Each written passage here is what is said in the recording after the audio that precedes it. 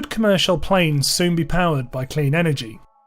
The aviation industry, which accounts for around 5% of all greenhouse gases, has been experimenting with technologies like battery, solar, and even hydrogen.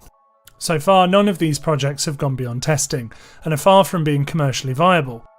But in the midst of an industry-wide crisis caused by the coronavirus pandemic, the world's largest plane maker, Airbus, announced plans to put zero-emission aircraft into commercial service by 2035. We unveiled today 3 concept planes. So, why now? Well, economists, climate change experts and engineers alike are arguing that if governments attach climate conditions to bailouts handed out in the pandemic, it could not only help save the aviation industry, but could also help reduce its carbon footprint, and crucially, create new jobs. It's in these periods of recession and downturn that governments spend the most. And so really it is the single greatest opportunity to redirect the future of our industries. So, could the coronavirus pandemic lead to green air travel? The aviation industry has been hit hard by the pandemic. A 95% drop in air travel in April has led to airlines cancelling orders for new planes, and Boeing and Airbus axing tens of thousands of workers, with governments stepping in to provide aid. In the US, $25 billion has been offered to US airlines through the CARES Act. But some in the industry, as well as scholars and officials, believe that governments should be attaching climate conditions to stimulus. There's an opportunity to combine economic performance and for positive environmental performance. The benefits of adding green conditionality to these bailouts is that you both protect the current jobs and you induce new jobs, both in the short term in some of the research intensive industries, but then also in the long term in terms of actually building new products. So what options are available for the sector to decarbonise? Well, the industry has been exploring ideas for a few decades. Despite its continued heavy dependency on kerosene-based jet fuel, it has managed to reduce its emissions per passenger by some 70% since the 1960s, simply by focusing on making planes that are lighter and can fly farther using less fuel. The problem is, there are way more people flying now than there were in the 60s, and that's wiped out all of those gains. And while researchers predict the pandemic will lead to emissions dropping by more than a third this year, it's expected that air traffic will rebound in the coming years, all of which leaves the sector nowhere closer to hitting targets of cutting CO2 emissions in half by 2050 compared to 2005 levels. If we want to make another big change in emissions per passenger, we need to radically change things. Grégoire Carpenter is co-founder of Supero Decarbo, a group of former students from France's leading aviation university who are lobbying for the industry to decarbonise.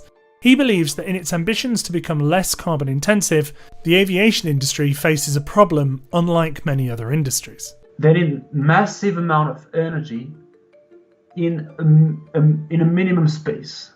Otherwise, you cannot carry that energy in the air.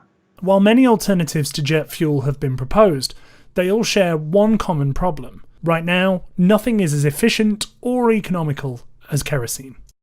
Kerosene has been the most concentrated energy that we ever found.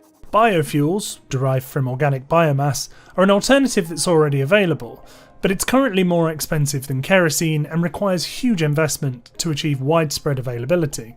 Battery technology has been tested by some companies, including Airbus, but the company believes they're just too heavy to be economically viable in planes. We don't believe that really it's a today relevant technology for large commercial aircraft. And solar simply doesn't generate enough power. This solar-powered plane, made by startup Solar Impulse, has a wingspan wider than a 747 and is as light as a family car, but can still only average 47 miles per hour. This is where Airbus is hoping hydrogen can become aviation's fuel of the future. One particular technology pathway which we find most promising is hydrogen. Remember those plane designs? Airbus has said it can have these hydrogen planes in production by 2035, and is hoping that by announcing them now, it can prompt the rest of the industry to follow suit.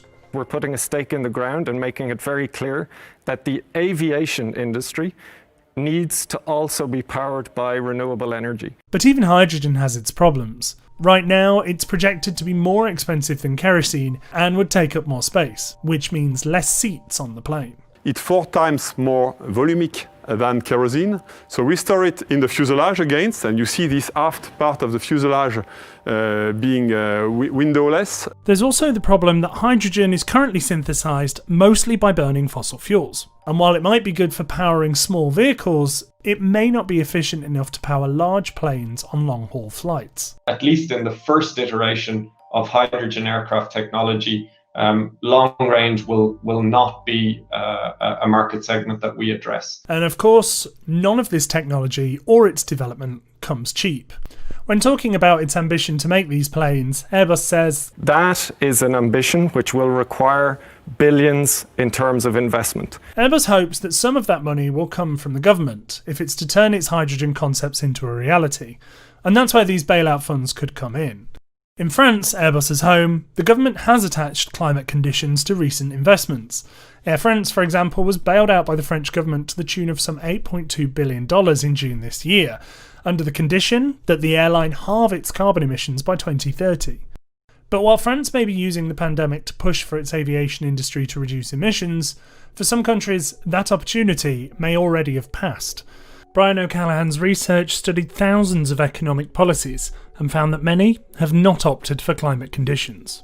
In total, we find that at least $140 billion has been spent on aviation. Now, of that, we've seen only $14 billion, only 10%, with green conditions. That is 90% of airline bailouts that's going towards the continuation of a dirty industry without enabling the long-term transition.